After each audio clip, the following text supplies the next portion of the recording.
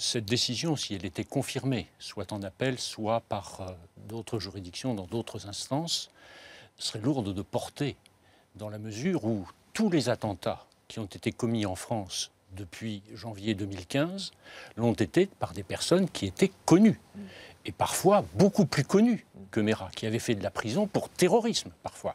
C'est donc une décision dont il faut bien mesurer la portée. La commission parlementaire a absolument raison de souligner ces lacunes graves, et cela fait des mois et des mois que je prône pour ma part un certain nombre de mesures simples qui sont à mettre en œuvre. Par exemple, et ça peut se faire à l'intérieur du fichier Schengen actuel, le SIS, il faut faire un fichier européen du terrorisme. Parce que si les gens passent les frontières, c'est pas parce que les fonctionnaires qui surveillent les frontières sont mauvais, c'est parce qu'ils sont pas sur les fichiers.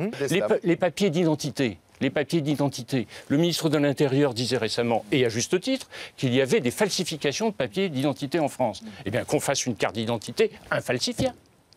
Et que l'on donne à Europol la mission, ça appartient au gouvernement, de mener des opérations coordonnées contre le terrorisme. Ce sont quelques exemples.